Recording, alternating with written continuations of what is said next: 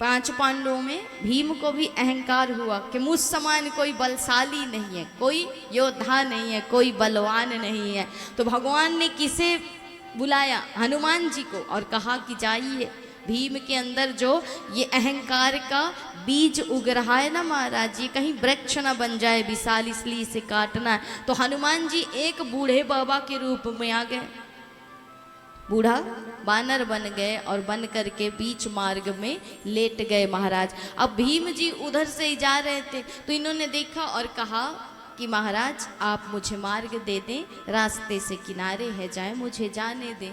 तो उसने कहा कि देखो, हनुमान जी कहते हैं कि देखो मैं वृद्ध हूँ, बड़ा कमजोर हूँ, उठ तो सकता नहीं हूँ, इसलिए ऐसा करो तुम मुझे उठा करके किनारे रख दो, और यदि नहीं उठा सकते तो कोई बात नहीं, मुझे लांघ करके चले जाओ। अब किसी को लांघना तो चाहिए नहीं, इसलिए महाराज लांघ नहीं सकते, कोई बात नहीं मैं आपको उठा देता हूँ, किनारे रख देता। भीम ने अथक प्रयास किया महाराज, भीम जैसा बलशाली कोई नहीं था, लेकिन भीम ने अथक प्रयास किया, हनुमान जी को हिला भी नहीं पाया, उनकी पूंछ को भी नहीं उठा पाया। कहा भगवान क्या चमत्कार है, बताओ आप कौन हो। तब हनुमान जी अपने स्वरूप में आए।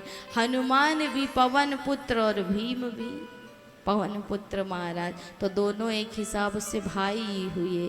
तो कहा कोई और नहीं, मैं हनुमान ही हूँ। और तुम्हारे अंदर जो अहंकार का बीज अंकुरित हो रहा था ना, भगवान ने उसे ही काटने के लिए ये लीला की थी। ऐसी ही कथा नारद जी के साथ भी हुई थी। पहले दिन आपने महात्म्य में सुना ना कि नारद जी को भी भ्रम हो गया कि महाराज वेद वेदांत से, गीता के पाठ से जब कुछ नहीं हुआ तो क्या भक्ति और ज्ञान वैराग्य की व्यथा दूर होगी श्रीमद् भागवत महापुराण से? क्या नारद जी को पता नहीं था? नारायण प्रभु ने ब्रह्मा जी को, ब्रह्मा जी ने नारद जी को, और नारद जी ने व्यास जी को, व्यास जी ने सुखदेव जी महाराज को महाराज ये कथा प्रदान की। तो क्या नारद जी को पता नहीं था? लेकिन नारद जी मोह बस भटक गए थे, भगवान से विमुख हो गए थे, भगवान की उस महिमा पर ही उन्होंने संदेह कर दिया। तो उस संदेह को मिटाने के लिए भगवान ने फिर भक्ति को आदेश दिया कि जाओ और जा कर के ये लीला करो, अन्यथा भक्ति कभी दुखी नहीं हो सकती है, ज्ञान वैराग्य कभी बूढ़े नहीं हो सकते, जर्जर नहीं हो सकते महाराज।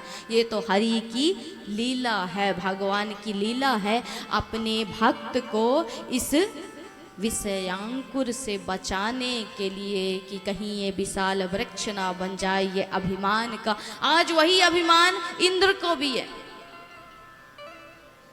इंद्र ने मेघमालाओं को आदेश दिया कि जाओ और जा करके समस्त ब्रज 84 कोस को इतना वर्षा करो, इतना वर्षा करो कि बहा डालो।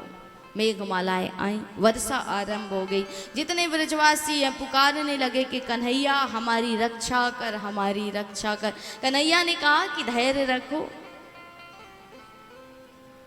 कुछ भी नहीं होने वाला, मेरे पास आ जाओ सब।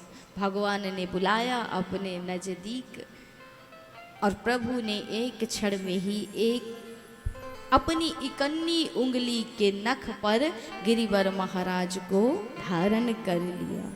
बोलिए गिरवरधारी भगवान की।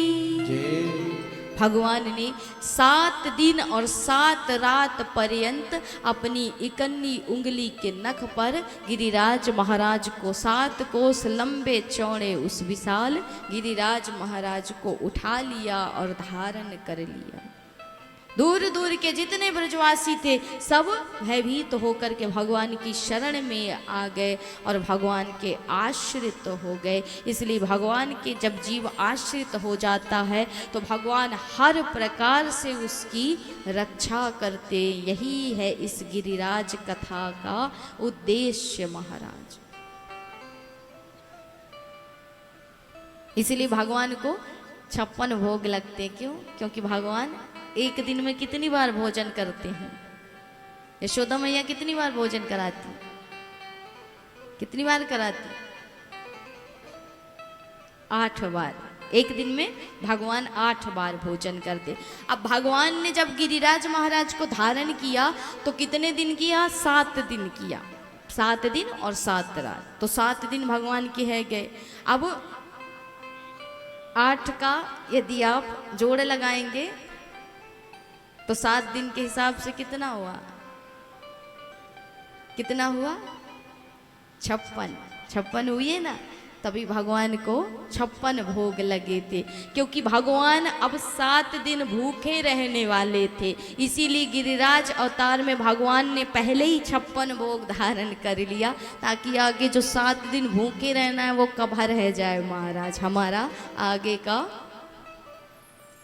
जो भूख प्यास का कोटा है वो फुल रहे। इसलिए भगवान को 56 भोग लगाते हैं, क्योंकि यशोदा मैया प्यार से उन्हें 8 बार भोग पवाती थी पूरे दिन रात में महाराज।